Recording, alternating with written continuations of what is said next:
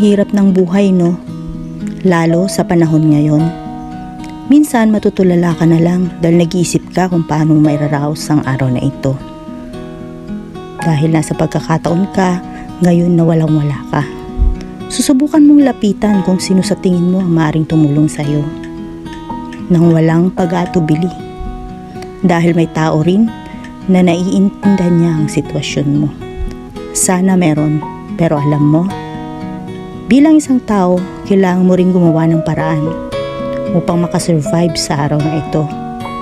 Samahan ng sipag, lakas ng loob at dasal sa Panginoon dahil alam natin na di niya tayo pababayaan. Tiwala lang.